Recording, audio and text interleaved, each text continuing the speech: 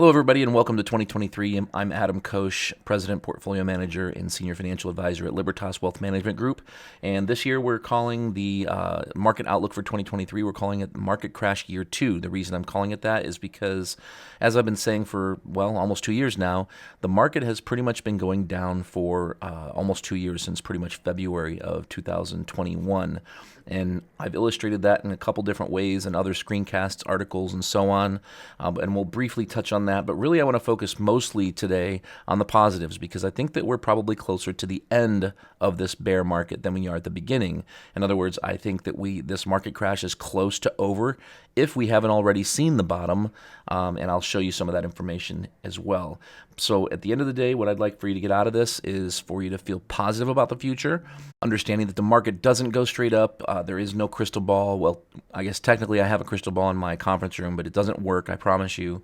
If it did, I don't know. I don't even know what I would do if it did. But anyway, I'd probably trade on a beach somewhere. But anyway, so we want to look at the evidence at the end of the day, and that's what I spend a lot of these screencasts and the articles that I write doing. Is I don't try to predict the future, because no one can predict the future. We're not trend predictors. We are trend followers here. But what I'm trying to do is I'm looking across the markets, several pieces of evidence, from trends to volume and to several different indicators, many of which I'm going to show you today. And so when we finish this presentation, my hope is that you'll have a much more positive look on what the markets look like today and where the market might be heading here going forward. So let's, without further ado, jump into it. Quick disclosure. The presentation I did here was recorded on Monday, January 30th, intraday. All the data is based on the daily close of the stock market prices varying between December 2022 and as late as the market close on Friday, January 27th. So obviously these are opinions. Market prices change. Past performance is not indicative of future results. And you should always talk to a professional, qualified financial professional before investing your money. I always like to start with quotes, but before we look at our agenda here, we're going to talk about what wrapped up in 2022. So a little look in the rearview mirror. We're going to talk about what we're doing today, what the market looks like today. I'm going to show you some realistic inflationary observations. So in other words, when I say realistic, none of the fear-mongering, none of the fluff that's out there to scare you. We're going to look at actual numbers that show you what inflation is doing right now. And then we're going to look ahead at 2023 at a bunch of different indicators, and we'll close up with a fresh look at market seasonality and presidential election cycles, which is going to be a really good positive to end on today. The two quotes that I want to share today, which are very, very applicable. The first is William Feather. He was a publisher, reporter up in Cleveland. He said, one of the funny things about the stock market is that every time one person buys, another sells, and they both think they're astute. So think about that one for a second. And then the other one's Bernard Baruch, if I might be butchering his last name here, but he said, have an opinion on what the market should do, but don't decide what the market will do. And that is so crucial right now. How many times, for those of you who have ever gotten out of the market, or if you've ever held on to cash because you didn't want to invest it, because you were afraid to invest it, worrying that maybe you'd be investing at a bad time, worrying that the market would keep going down and that it would go down before it goes up. That happens so much. It's human psychology. It's purely emotional. It's not your fault. Humans are not great investors. And instead, we let our opinions get in the way of sound investment decisions. We read newsletters and spam that hit our inbox, many of which scare the crap out of us, and when their only purpose is to sell us a newsletter, which is, oftentimes fear-mongering. And then what we do is we wait for the market to go down before we invest our money, because, everybody wants a deal, right? Humans, we want a deal. Then the market goes down and we say, well, we don't want to invest when the market's down because we want things to get better first because we're nervous. Well, we just got done saying, a year or two ago that we didn't want to invest our money because the markets were too high. It was too expensive. So when is the best time to invest? And I think that's a complicated answer, and I'm not going to give you one, by the way. I think the answer will be very not specifically stated in the rest of this presentation because there is no such thing as a perfect time to invest. But I think you're going to find as you watch the rest of this presentation that you're never going to buy at the bottom unless you're lucky. But you can buy close to the bottom, or as another quote that's not up here says, it's not buying low and selling higher that we're trying to do. It's buying high and selling higher. Because again, we can't pick the bottom. As one of my portfolio management friends from almost 15 years ago now used to say, the only people that pick their bottoms are monkeys. So nobody can pick the bottom. And so look at this quote again. Have an opinion on what the market should do. That's important. You should have an opinion on what the market should do, and it should be based on technicals and real numbers, not news and what's happening in Ukraine, for instance. That's not good evidence. So have an opinion on what the market should do based on actual data, but don't ever decide what the market's going to do because you don't know, I don't know, and neither does anybody else. So instead, we need to follow the weight of the evidence and spend less time worrying about our money and more time spending it and enjoying it, right? So moving on, what happened in 2022? Well, before we talk about 2022, let's go back a little bit further into 2021. In 2021, I put this in the market outlook for 2022. Last year, I was showing that the average NASDAQ composite stock was 39% below its high, even though the index was only 3.6% below its 52-week high. And then I showed this chart, which was out of S&P Global Market Intelligence, which showed that the NASDAQ index for the year in 2021 was up, but when you take out the five biggest stocks on the NASDAQ, you can see how much the performance went down in 2021 as a result of not having those five biggest cap-weighted stocks on the index. So that's the first reason why I say that the market actually peaked in February of 2021 and started going down at that point, starting again with small caps, then mid caps, just like they always do. That's how market crashes happen. The small companies go first, and nobody notices because they don't show up on the major market indices. Then the mid caps go, and they still don't really show up on the major market indices. And then all of a sudden, the large caps start going down, and now we can see it happening. But by then, stocks have already been basically crumbling below the surface and making it very, very difficult for the average person to see what's going on. So here's some specifics. Speaking of specifics, this is right over here on the left, upper left here, is February of 2021. And you can see biotech, internet stocks, social media stocks, IPOs, technology. This is Cathie Wood's ARK Innovation ETF. So look at all these. Not only are all these investments going down for the most part, start peaking out in February of 2021, but they're highly correlated, which is normal, believe it or not, in bear markets. In other words, when markets go down, they're called bear markets because bears attack with their claws from the top down. Bulls attack with their horns from the bottom up. That's why they're called bull markets when bull markets go up, not down. But in this kind of bear market, like all bear markets, correlation coefficients come to 1, which means that everything becomes correlated when the markets go down because there's really nowhere to hide at the end of the day. So you can see here that even in the middle of a pandemic, which is obviously post-2020, 2021, you have social media stocks going down.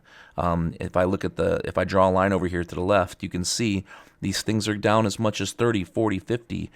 For ARK Innovation, down almost 70% off the starting point, which I have here is November. So technically, if I would have started it in February, it would have been worse. So stocks started going down in February of 2021, not in December or in January of 2022. Now, here's what 2022 as a calendar year look like. So the Dow in calendar year 2022 was down 7%. Large caps didn't do that bad, largely because they started to come back toward the end of the year. But the S&P down 18%, NASDAQ down 32%, small caps down 20%. And by the way, if you look at the intra-year returns of the market, things were worse than this. The S&P was down, I believe, almost 26% on an intraday basis. The NASDAQ was down almost 38 or even 40%, I'd have to check, on an intraday basis during the year. So things did start to improve toward the last part of the year, which, by the way, is one of the reasons why I feel that things are starting to get better and that it's possible we may have already seen the bottom in the market going back to October. When we look at bonds, this is where things get crazy. 7 to 10-year bonds, down 15% last year. 20-year Treasury bonds, U.S. Treasury bonds, down 31%. Here's one that'll crack you up. Treasury Inflation Protected Securities, IP. Let's repeat that. Treasury inflation-protected securities down 12%. I thought inflation was up. Well, there you go. The bond market as an aggregate in the United States down almost 13%, and then high yield bonds down 12%. The only things that made any money last year was the U.S. dollar, because the dollar had a huge year for the most part up until the tail end of 2022, and then commodities. And the reason commodities did well is because inflation was up, and well, it was the only place you could hide. But nobody wants a plate full of jalapenos. I always say that building a portfolio is like taking your your meat and potatoes. That's your major market indices up here, your U.S. market segments, if you will.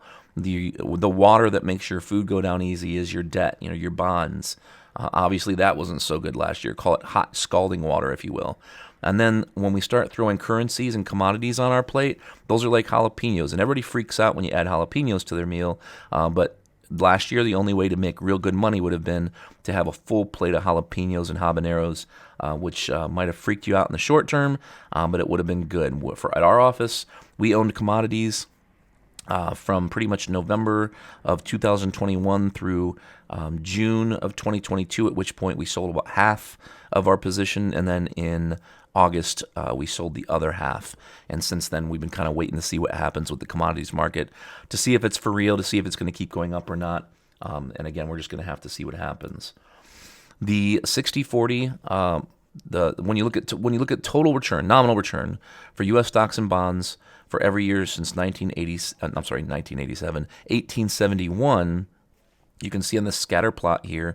Here's U.S. bonds on the left axis. So on the x-axis, you got U.S. bonds down. You can see here 17-ish percent, 16, 17%. And then U.S. stocks down. We just looked at it on the previous page, down 18% or so. So you can see, you can compare 2022 to other times, and it was a bad year. I mean, I think I've seen a couple other metrics or a couple other tables or charts that show that there might have been one other year, I think it was, that had a worse year for the 60-40 portfolio, but 2022 was not an easy year. When we look at volatility, so just the volatility is what causes people to get freaked out when they're looking at their portfolio. That's the ups and downs, right? So in blue here, what you're looking at is the percentage of days with the NYSE and NASDAQ new highs greater than new lows. So in other words, it's the number of new highs versus new lows, and you can see it's been the smallest number of new highs versus new lows going back 5 decades. And this is Willie DeWelch, by the way, who posted this chart, so I want to give him credit for that. And then when you look at market volatility, so the percentage of days where the market went up or down by 1% or more on the S&P 500, there's only been, I'm not sure about right here in 2002, but it looks like this could be the second biggest year of big up, down 1% or more moves. So that just goes to show how tough this year was. I mentioned Kathy Wood's ARK Innovation ETF, so this is technology stocks. Things like Tesla are in here. And when you look at the price as of the market close on Friday, you can see here it's the same price it was 5 years ago, back in 2018, pre-COVID. And so you had this huge base here, then a boom into the COVID years, and then it just tanked. And that's kind of where we are right now, is we're kind of looking at a technology stock saying, hey, is this going to be our leader still, or is technology going to be a leading sector or not? And I guess we're just going to have to find out. Right now, they're starting to perk up, but I think it's going to take some more time before we determine whether or not they're viable overweights in our portfolios or not. Speaking of overweights or underweights, bonds. At our office, we haven't owned any bonds in our portfolios since pretty much November of 2021, and here's why. This goes back 2 years here to the peak of the market in 2020. And looking at today's prices, bonds are down here in the U.S. as an aggregate about 16.5%. If you went down to back in September, October of last year, it was much worse. Same thing with U.S. Treasuries. Right now, as of since the peak of the bond market, U.S. Treasuries are down 38% as of prices on Friday, but they were down almost 50% if you just went back a few more months. So what we've been taught all our lives, that bonds are safe, we have to be a lot more careful with our bond investments as opposed to just arbitrarily putting our money into them and assuming they're going to make our portfolio go up, or at least hedge against declines in the stock market.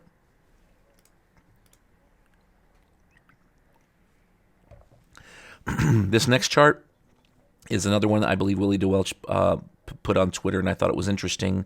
But this is the first time since the mortgage crisis, and then before that, the Great Recession, or in other words, the dot-com bubble, that we've seen year over year. I'm sorry, this is rolling 8-quarter returns. I'm sorry, not year over year. I had another chart. So this is rolling 8-quarter returns, so 2-year returns down in the negative.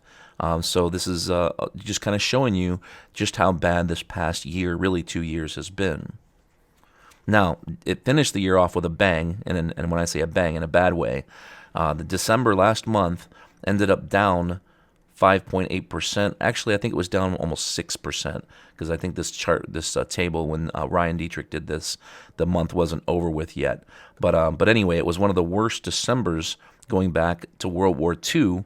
And the question we have to ask ourselves is, man, if we have a huge decline in December, does that mean that we're going to have a bad market in 2023? And as you can see here, just looking at a pretty small sample size, obviously, 1957, 68, 02, and 18 all started with returns that were down more than 4% in December. And then when you look out for the next year, only 1968 was down 12 months later. All the others were up. And not just up a little, but up a lot. We're talking double digits, 20+% returns. So that's the first piece of evidence that I'm going to share with you today that looks positive. And I've got a lot more where this came from. So let's move on to our next chart before we head to those. Here's another piece that I'm paying a lot of attention to. This is small caps. Small cap stocks are like the troops. And when you go into battle, the generals are your large caps, your mega caps. And when you go into battle, you can't go into battle with just a few generals expecting to win the war of the market. You got to have your troops with you. So the small caps, there's a whole lot more small cap and mid cap stocks out there than there are large caps. So what we want to see is small caps break back above this 190 on the IWM, hold that line in the sand, and then head higher and start eventually making their way to all-time highs. But in the meantime, we've got this line in the sand to contend with, which again is something that I'm watching really closely here. And then we've got the S&P 500 index, which most people use as kind of the barometer for what the U.S. markets are doing. I've got a few things here. First of all, I'm not a huge fan of diagonal, manually drawn trend lines because they can be so subjective. They don't have to be perfect, first of all, but they are subjective. I'm more of a fan of horizontal lines of support and resistance because I think that they speak to polarity. But anyway, I digress. What we're looking here at, the reason I put this line here was because there's a convergence going on between the 200-day exponential moving average, so that's the average movement of the S&P 500 over the last 200 days. And when it's exponential, that just means that it's weighting the front days, the nearer days, more than the older days. So it puts a little bit more weight on the front days. And then we have the trend line, the diagonal trend line, which has just been broken. So that downtrend has been broken. Even again, it's manually drawn, so it is subjective. But then you also have what's called the anchored VWAP. And the VWAP is the volume weighted average price, which just simply means that I took the anchored VWAP off the market high, the all-time high. And this is, again, based on the major market index that is the S&P 500. So, again, we're not looking at the stocks within the stock market here. We're just looking at the index, which is definitely not the only thing one should look at. But if we just analyze the index here, we mark the anchored VWAP off the all-time high in the S&P, and that's what the average price has been paid for the S&P since then. So whether it was up, whether it was down, this AVWAP line right here is basically the average price the price the average person paid for the stock market, in this case the S&P 500. So the reason I'm highlighting that is because we're at this convergence where all these lines are kind of coming together, which in my opinion just makes them more important and makes all those lines more important. So again, if we can break north of these highs right here back in the fourth quarter of 22, maybe even break north of the summer highs, and then start basing out and heading higher, I think that we might be confirming what we're wondering right now, which is, as this is the first higher low compared to this low, what we can be confirming potentially is that we have seen the bottom and that the market is headed to, I don't want to say new all-time highs, but that the bear market is over officially. All right, so let's talk a little bit about where we are today. Big picture, long-term ranking, top ranked asset class, or looking at cap and style asset classes, is still commodities currently. But this is very long-term. So as things start to shift, one of the things you'll notice here is number 2 is money markets, short-term T-bills. Paying 3% per year if you're lucky, but they don't go down, that kind of thing. Small caps, though, ironically, are the next ranked asset class. Or if we're looking at cap and style, this would be small cap stocks here in the U.S. And then next in line is actually international stocks. And I'll have one more chart on that later because I think we might be starting to see the pendulum change or shift from U.S. being the place to be in the world for the last 13 plus years to maybe it might be time to start overweighting or at least increasing our weight in international stocks here. And then we have the S&P next, and then last but not least, of course, is bonds, which you wouldn't normally see bonds in the basement when the market's been going down as a whole. But we've already seen the numbers, so it is what it is. When we look at the trailing 12-month return of these different asset classes, 20-year Treasuries are down 25.06%, S&P down 9.83%, commodities up 10.5%, money markets pretty much flat. Small caps down 3.7, international stocks down 9.5. Now, if we look at really long term again, this is what's called a 40-week moving average. The 40-week moving average is just simply the average movement of an investment over the last 40 weeks smoothed out. And we're looking at the S&P 500. So you can see here that it's, again, super, super long term, super slow, super smooth. You can see, though, when it gets below that line in the sand, that bad things tend to happen. Obviously, COVID was a very, very quick whipsaw, but it has tended to hold into things like here in 2018, fourth quarter, it held that line. 2016, before the election, it held that line in the sand, and it's holding that line now. So I think that's kind of interesting. Next thing we've got here is the S&P again, except these rose-colored shaded areas are times when the 13-week moving average crossed below the 34-week. So it's, again, kind of a long-term trend-following system, not to be used tit for tat. I don't know that it makes sense to necessarily just sell everything you own when the 13-week moving average crosses below the 34, but you can see how that looks. What I'm paying more attention to isn't so much that the 13 weeks below the 34-week, but that momentum never got oversold during this time period. And momentum, when it gets below 30, is considered bearish longer term. And again, it never got below that line in the sand. So that's good. I think that's positive evidence. When we get a little bit closer here, we're looking at the value line geometric index. This is a good representation of the average stock in the stock market. This is a monthly chart going all the way back to 1980, you can see here. But what I'm paying attention to is the fact that these peaks in the market back in 1998, 2007, here in 2014-15, the market came back here, bounced off that line in the sand. Again, we're talking polarity here. So there's a lot of interest. There's a lot of people who, if they owned investments back then, they might be thinking, well, if it gets back to here, then I'll buy. And if they do that, then obviously that's going to create buying pressure. And buying pressure or buying enthusiasm causes the stocks to go up in value. So this line in the sand is pretty important. And you can see here we had a big whipsaw a few months ago where the market crossed below that line and then the very next month crossed right back above it. And so far, so good. But again, more positive evidence here. This is the NYSE Composite Index. This is all the stocks in the NYSE, which, by the way, also include bonds. And the reason why that's important is usually when I'm showing people this chart, it's a bad thing because bonds can sometimes go up, making stocks look like they're doing better than they are.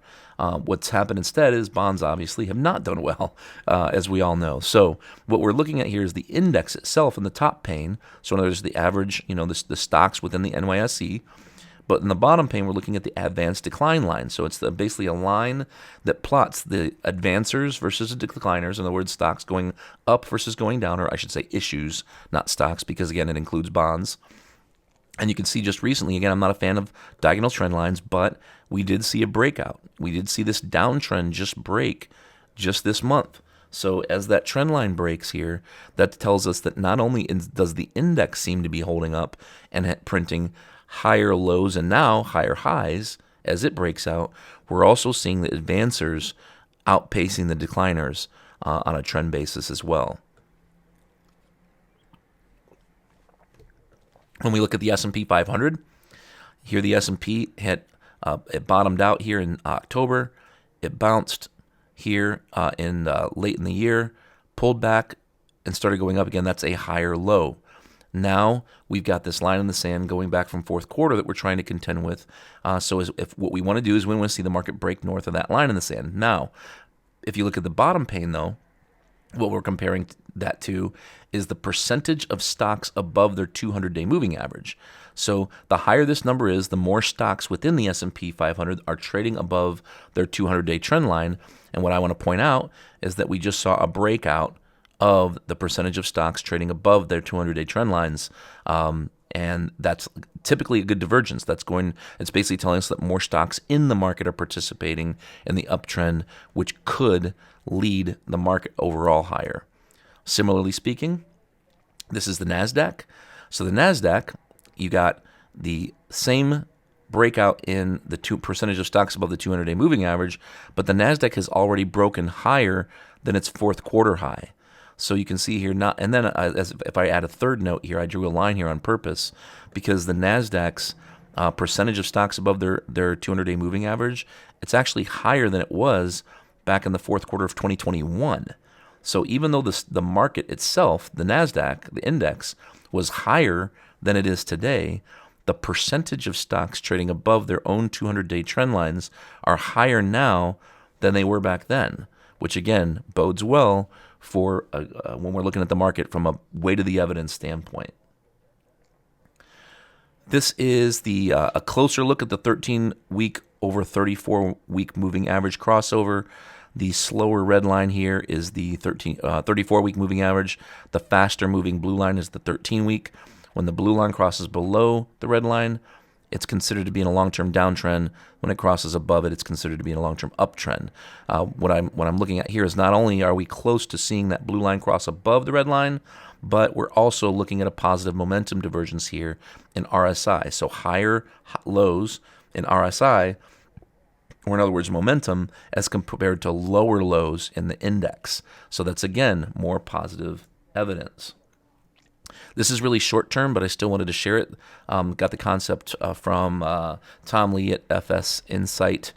You can see this is a 200-day moving average, so 200-day trend line here in blue, or what I like to call underwater. Not a lot of good happens underwater, at least if you stay underwater for too long. That's not good, right? So when the market bounced here back in late spring, it spent 0 time above the 200-day moving average. Here in summer, it spent 0 days above it. It tried to get above it, but just couldn't. Then in fourth quarter, a couple times it got above it, once for 2 days, another time it went above it and came right back down, so 0 days. And then now that we're in 2023, we spent 2 days above it, and then we'll have to see what happens today. It looks like the market's not going to close below it for sure, as high as it is right now, but we're going to be at 5, maybe 6 days above the 200-day moving average, which again gives us a potential indication that we could be looking at higher prices from here, especially if we can get a higher high because we already got a higher low. Here's one low, here's the lower low, higher low. An old trend model that I use, I still kind of glance at from time to time, basically looks at the percentage of stocks on the S&P 500 above their 200-day moving average, the percentage of stocks on the mid-cap index above their 200-day, and then the percentage of stocks on the small-cap index above their own 200 trend lines. So, and in order for it to turn blue, 2 of these 3 have to be positive, meaning above 60. So when the S&P 500 went above 60% right here, it turned blue, but it needed the mid-caps or small caps to confirm it. And you can see here, mid-caps actually turned blue first, which again, that's kind of how it goes. When markets rebound, you tend to see the smaller companies doing better first. And this year, the internationals come into play as well, partly due to the dollar falling. But now we got 2 in the blue, and it looks like we're going to be seeing small cap stocks turning blue as well here. But this is, again, a long-term trend model that is positive now as of late in the year in 2022. This is the equal-weighted S&P 500 index, so as opposed to the big, huge mega cap stocks on the S&P carrying all the weight. This is basically showing us if everybody were a troop instead of having generals and troops, if everybody were a general, if every stock held the equal weight, this is what the market looks like. And we can see again, we're really, really close to seeing this thing break out. Whether it will or not, time's going to tell. This is a relative rotation graph. I've shown these before in prior presentations, outlooks, scouting reports, articles. But to walk you through this, the middle is the S&P 500. It's the benchmark. Upper left is improving versus the index. Upper right is beating the market, in this case the S&P. Bottom right is weakening. Lower left is lagging.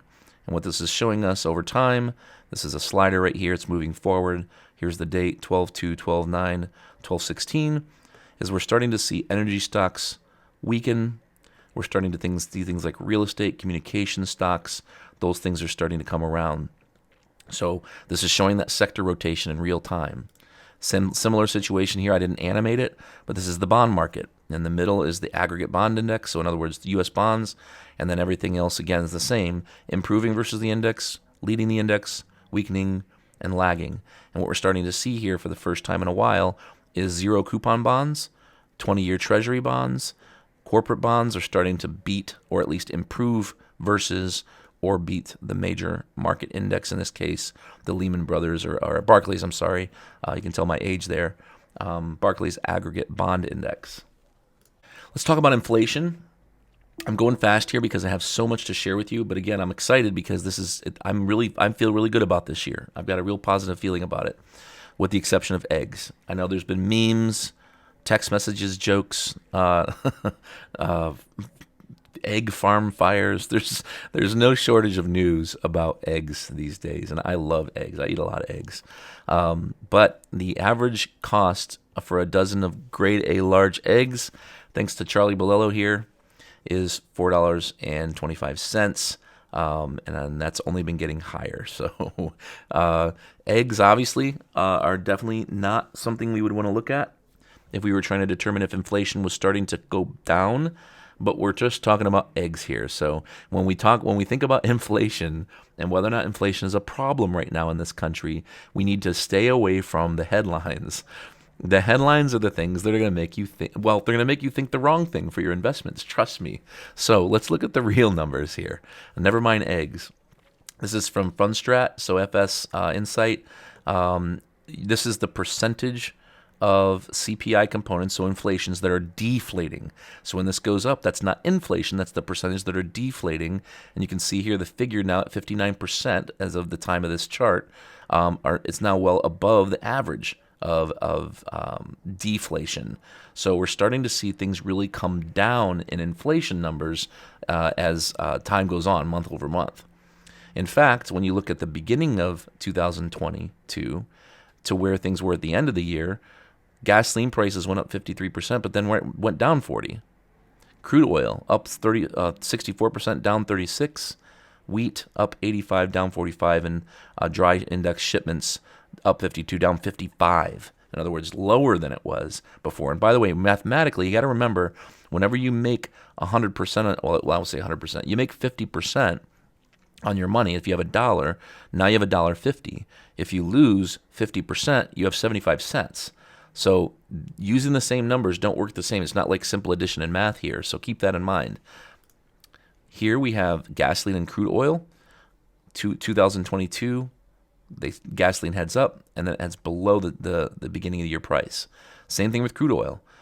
It spiked up into June, and then it fell below the beginning of year price, and now it's kind of hovering around there at that point.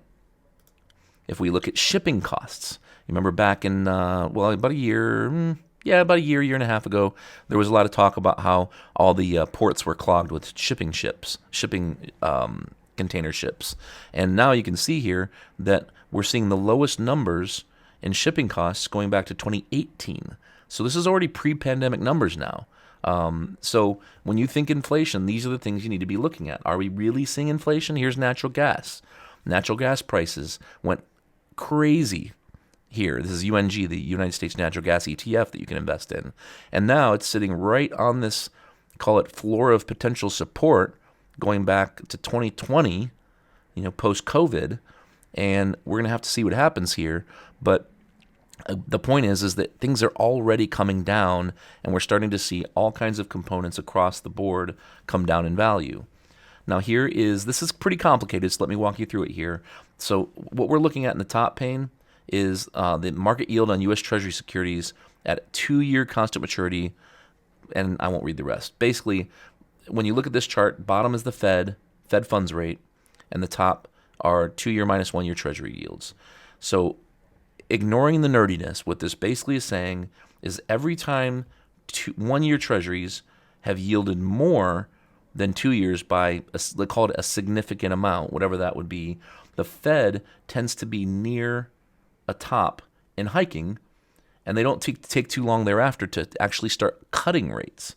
So what we're seeing here, if you look back in time, here's where the 2-year minus 1 year goes below zero here, below zero a couple times. We're hiking rates here in 2000, then they start to decline.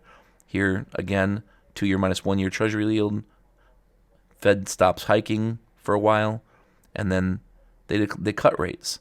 Same thing here. So we are basically sitting at that point. In fact, lower, if you look at where we are right now on the yield front, than any of the prior years going back to 1980. So chances are the Fed is probably going to stop hiking at some point in the very near future, I think in the next month or two. And then it's possible we could see rates go lower at some point in the future. So I think that inflation is pretty much, I don't want to say completely under control, but it's getting there. That's where the trend is headed. This is a pretty complicated chart, mostly because it's a candlestick chart, and I think people freak out when they see candlesticks. But basically what you're looking at here is Paul Volcker, the chairman of the Fed back in the 1980s when inflation was really a problem. You can see here's the stock market, which had gone down 27%, and then it started going up here at the end, call it mid-end of 1982. So 1, 2, 3 months, the market had already started going up when Paul Volcker said, we think we've got inflation under control. So the point of this chart is to say, using history as a precedent, don't wait for the Fed to say that they've got it under control to start considering putting some money at risk or being more risky with your money. I hate to use the word risk, but for those of you that are out there that are sitting on cash, for those of you out there that have been out of the market looking when to get back in, again, I can't say this more times today, there's a lot of evidence out there that suggests that things could be getting much better from here and that we may have already seen the bottom in this market. So let's look ahead to 2023. I've already gone through, it looks like about 35 minutes here. I'm trying to go fast. I try to keep these under an hour, but again, lots of great stuff to share. So 2023, one of the things that we need to see, or that we usually see when markets are struggling or when the recessions are imminent, is we tend to see corporate credit spreads increasing. And as you can see right here, this is a chart, I believe. I'm looking for a date here. Looks like 12/31, so year end. So we're looking at 4 weeks ago. Credit spreads are not increasing, so we're not seeing that. Those higher corporate credit spreads, which indicate that the economy is slowing down dramatically.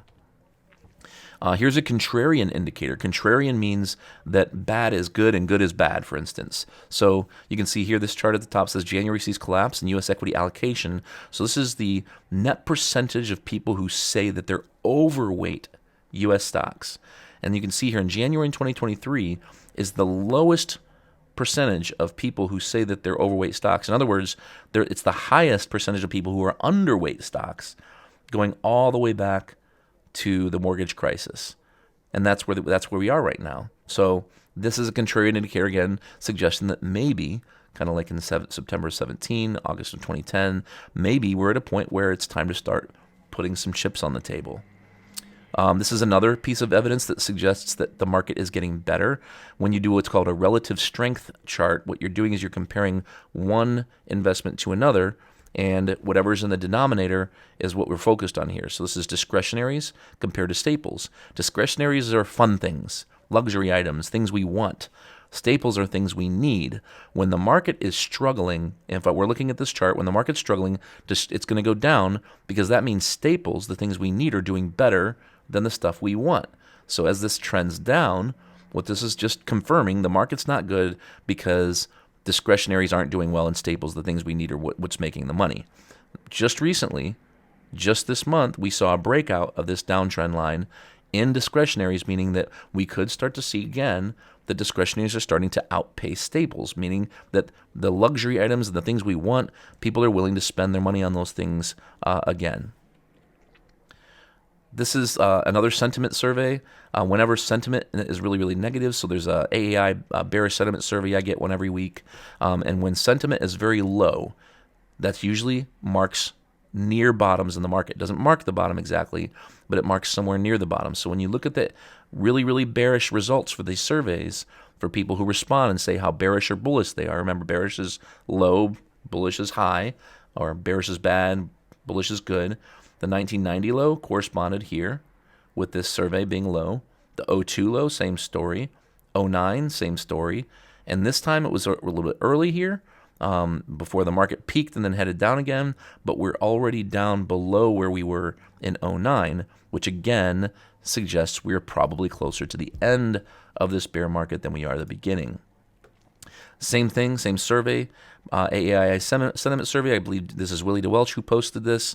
This is the consecutive weeks where the number of bears outpaced the bulls in the survey.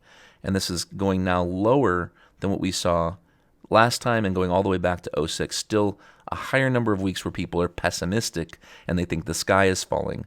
Do you think that we are probably closer to the end of this pessimism than we are to the beginning of it? I would think so. This gets a little bit complicated to look at, but I'm going to walk you through it just briefly here. This is, again, out of FundStrat. What's looking at is the first 5 days of the year. So the first 5 days of the year, whenever it's been up more than 1.4%, first 5 days, there's been 7 times when that's happened.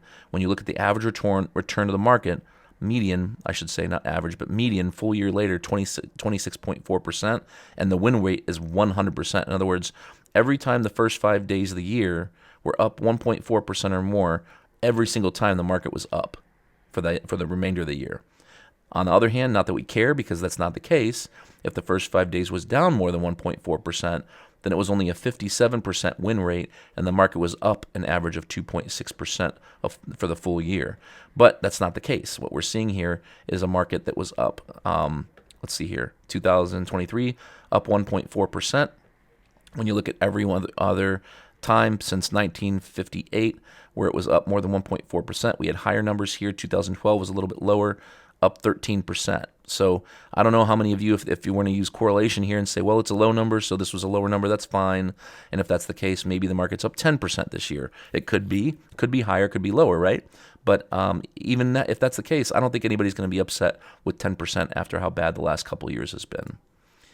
This is Ryan Dietrich, the January Barometer. It's if we have a positive January. This is going back to 1950. So positive January, the average return of the stock market going out for the rest of the year. Here's a negative January, average median percent higher, and how many there were, 30 of them. And then here's where it gets interesting. When we've had a market where the January's up more than 5%, here's the average return for the market for the rest of the year. And what percentage is higher? 14 times it's happened, and then all years, of course. So that's, again, more positive evidence here. This is if we've had a big January after a down year. So when we look at 2022, obviously, the market was down last year. If we look at the average return in January going back to 1950, we see 1954, it was up 5.1, 6.3 and 61, 1967 up 7.8. But anyway, this year, we're looking, as of the time of this chart, this was, looks like 127, so last Friday was up 6%. The previous year was down 19.4. We don't know where we're going to end up, but look at the average and median. So the average return for the stock market in a year when the market was down the prior year, but up more than 5% for the first month of the next year, that's this year, the average return was well over 20% per year with a median of 28.9. This is looking at some of the Stock Traders Almanac statistics going back again to 1950. So if the Santa Claus Rally, which is the first couple days before Christmas and the next, I believe it's the next 5 days after, I'd have to look it up. It says right here, the final 5 trading days of the calendar year and the first 2 of the following year. So I said that wrong. So the final 5 trading days of the calendar year for last year and the first 2 trading days of the new year, and it was up 1.4% this year. So the Santa Claus Rally was positive. Then, if you look at the first 5 days of the year, that was positive for this year.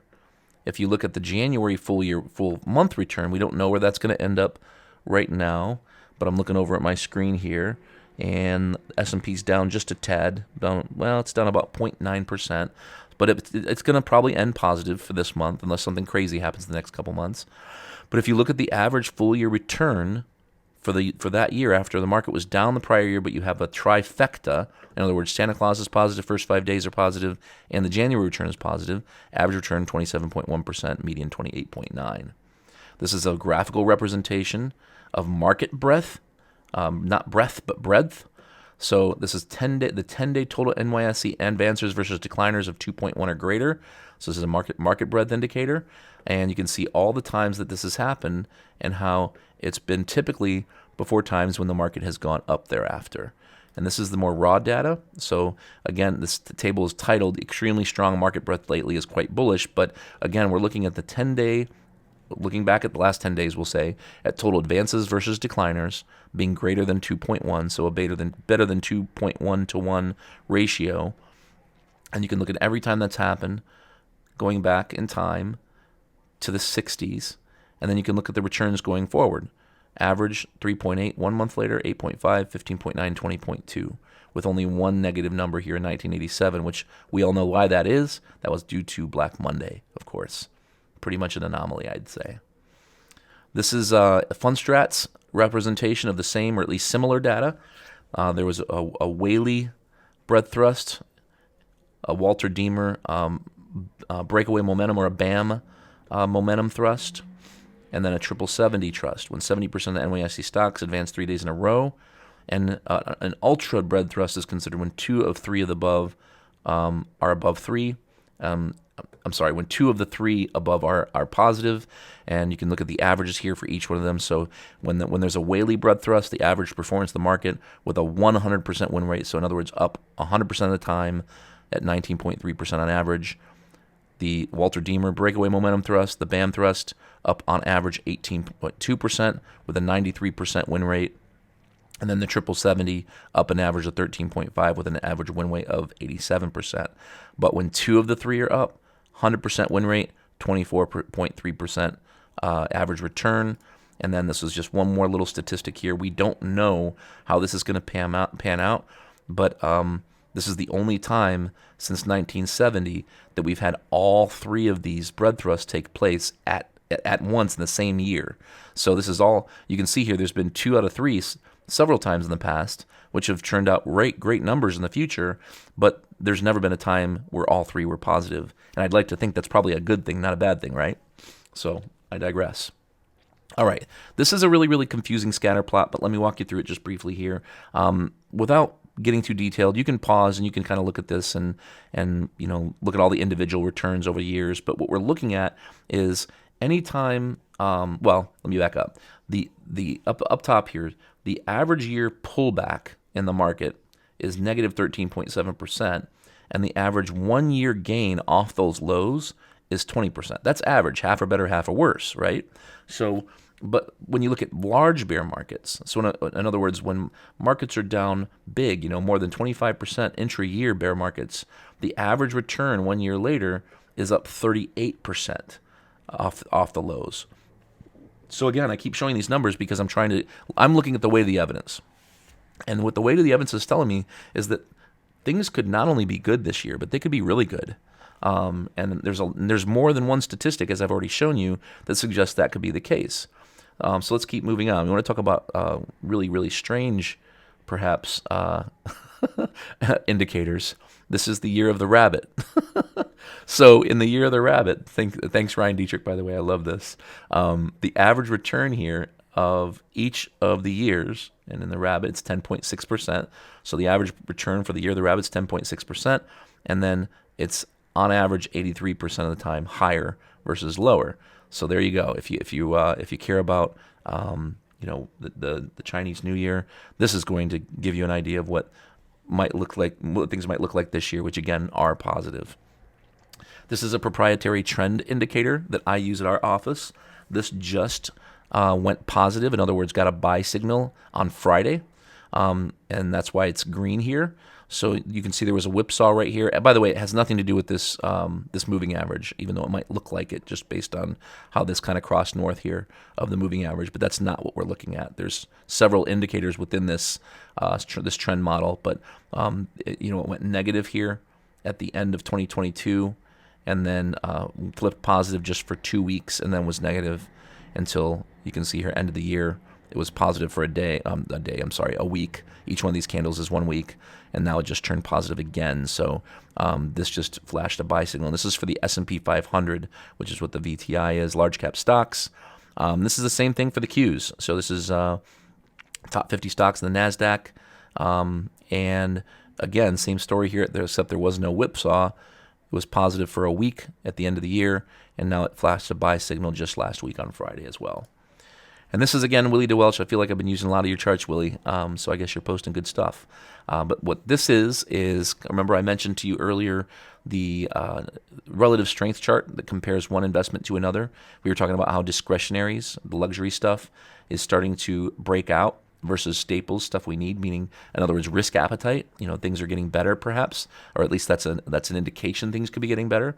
This is the same kind of chart, except what we're doing is we're looking at the United States stocks versus international stocks, EFA. So this is Europe, Australasia, and Far East. So you can see here there was a time period from 2002 or so through 2007 when we had our clients more overweighted in international stocks because this trend was down, meaning the trend was down where it favored international stocks. When this trend's going up, that means United States stocks are doing better than international stocks. When it's going down, it means international is doing better than U.S. stocks. And so pretty much since 2007, 2008, U.S. stocks have been the place to be. Anytime you try to invest overseas, you were just basically hurting your performance. But that trend, as you can see, has been broken. If I drew a line here, and I didn't, but if I drew a manual trend line, after 15 years, we've seen that trend's been broken. Now the question is it just a brief whipsaw? Is it going to come right back up and the U.S. is going to continue leading? Or is this a break in the trend and we're going to start to see international stocks outperform U.S. stocks? And there's reasons for that, by the way. It could be a falling U.S. dollar, things like that. When the dollar goes down, that helps international stocks based on exchange rate and so on. So this is something I'm paying really, really close attention to, and we're starting to dip our toes into international markets now for the first time in a really, really long time. All right. A few more things I want to show you today. This is just a fresh look at seasonality. So market seasonality, presidential election cycles. The first of which I thought this was just interesting. I don't think this is really any kind of good evidence or bad evidence for that matter. It's just interesting, so I thought I'd share it. It looks like Ryan Dietrich posted this as well. So cool stuff, Ryan, as always. But this is the number of all-time highs per president from the starting date of their inauguration. And you can see here Bill Clinton with the 90s, the greatest bull market of all time, from pretty much Black Monday through 2000, so 1987 to 2000, lots of all-time highs that he got to deal with here. Calvin Coolidge comes in second place here, Ronald Reagan third, Eisenhower fourth, Trump comes in fifth, Obama sixth, and then the rest are kind of spread out here. But look at what's interesting, though. Think about this for a second, and I didn't think I was going to share this until now, but can you imagine being a president where you don't see a single all-time high in the stock market? Not one all-time high. What that means is the market hit a high, and then it went down, and it never saw highs again, in some cases, for 14 years or more, because the market just never reclaimed its old averages, its old values. So super, super interesting. But this is Stock Trader's Almanac, Jeff Hirsch. This is what we're looking at here is this year. So 2023 so far, things have gotten off to a really good start. And then what we're looking at is the pre-election year after a midterm bear market. That's the one I want you to focus on. So a pre-election year, which is the year we're in right now, next year's an election year. So pre-election years after we've had a midterm election year that was down, where the market was basically in crash mode, like last year was. this is how the market goes on average. Really, really good up until summer, call it midsummer, July. Then it kind of bases out and goes sideways for the most part. And then it's up for the fourth quarter, call it the last month and a half of the year. But pre-election years tend to be really good. This is a first-term pre-election year, so this one is basically a first-term election. President Biden's obviously it's his first term, so that's whenever there's a first term or first-time U.S. president, how the market's gone. And the black line is all pre-election years. So if you took every pre-election year with no regard to whether it was a first or second term, and if it had no regard to whether or not the market was up or down the prior year. So at the end of the day, this is good stuff. Pre-election year is the best year for the market. In fact, midterm election year, I know you've probably heard me say this before if you've been watching my videos, reading our articles, but the average midterm year is the worst of the 4-year election cycle. The bounce, however, is the biggest bounce of any of the years in the 4-year presidential election cycle. And then this 100% right here, what that means is that every time the midterm election year on average has been down, the market's always been up the next year. Every single time, a 100% win rate, which is amazing. And then you can look here, the pre-election year that's this year, average decline is only 11.3%, which is the lowest of all 4 years. And then the average bounce is 16%. But we don't really need a bounce when the bounce occurs after the midterm election year, right? And then this is, again, under new president stocks underperformed early and improved later. So this is looking at year 1 of the election cycle, year 2, year 3, and year 4. So whenever we're looking at a new president here, so it's in the middle, the first year average return 6.8. Their second year was their worst of the 4 years. And then the pre-election year was the best by far, with not only double-digit returns, but 20.1% average returns for a new president in a pre-election year. And again, this doesn't have anything to do with how bad last year was and mean reversion and things like that. Year 4, election year, also very good, especially when compared to an average year or a re-elected president. And the last thing I'll show you here, super important, whenever you lose money, which everybody loses money sometimes, it happens. The market, again, it doesn't go up in a diagonal line. There is no crystal ball that works. If there is, let me know. I'd love to take it off your hands. But this is sequence of returns, and it's always something to keep in mind. And what it's telling us here is that if the market's down, or if you lose 10%, it takes an average return of 11% to get back to even. If you're down 20%, you need a return of 25% to get back to where you started. Down 30%, you need a 43% gain to get back to even. If you're down 40, it takes 67%. The easiest one of all, mathematically, 50%. If I have $100 and I lose 50%, I have $50. If I need to get back to even, what do I need? 100% return, $50 more to get back to even. Then it just gets worse from there. But my point isn't to talk doom and gloom here. Again, I've shared mostly positive evidence all day today. So I'm not sharing this to be doom and gloomy. What I'm sharing this for is to say we don't know when the bottom of the market's going to be until it's behind us. It may have been October. We don't know. I do think that the weight of the evidence suggests that we have probably seen the bottom already. Now, how fast or how soon the market recovers and starts heading higher to hit new all-time highs, I haven't the faintest clue. But again, I keep saying over and over again, we are closer to the end of this bear market, I think, than we are to the beginning of it. And instead of trying to pick the bottom, whether that's buying on the way down toward the bottom or buying on the way up after it's already bottomed, I think the best thing to do instead of trying to pick the bottom is to try and invest around the bottom, and I think that's where we're at right now. So with that all being said, thank you for your time. I hope you got a lot out of this year's market update or market outlook for 2023. If you have any questions for me, please feel free to reach out to adam@libertaswealth.com. You can reach our office at info@libertaswealth.com. Follow us on Twitter. I'm on Twitter at Adam Koós. Our company's on Twitter at LibertasWM. You can find me on LinkedIn at the links below, Facebook. I'm also on Instagram. I just switched my handle from Financial Surgeon to Adam D. Koós. So if you're looking for me there, type in Adam, D as in David, and then Koós. And if you'd like a second opinion on your financial plan, retirement plan, your portfolio, we have a 3-appointment process that costs nothing. The only caveat is that we do have a minimum of $500,000 to work with us. We bend on that minimum just a little bit. If you're gonna be retiring soon, changing jobs, and you're going to be coming into a total of $500,000 within the next 2 years, then we will bend that rule. And also, we waive that rule for all of our current clients. So if you're a current client and you have family members that are below our minimum, we waive our minimum for every single family member, whether that's a mom, dad, brother, sister, aunt, uncle, cousin, son, daughter. Doesn't make a difference. So we do that just to make sure we're not compromising the value that we're bringing to our clients, and basically subsidizing that work across the markets, because we only almost have so much time in the day, and we can only grow smart, and we only want to grow smart.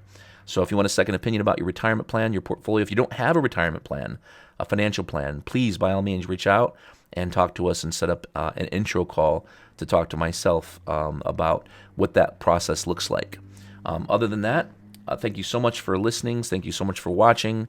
If you have any questions, again, please reach out. Otherwise, make it a great year.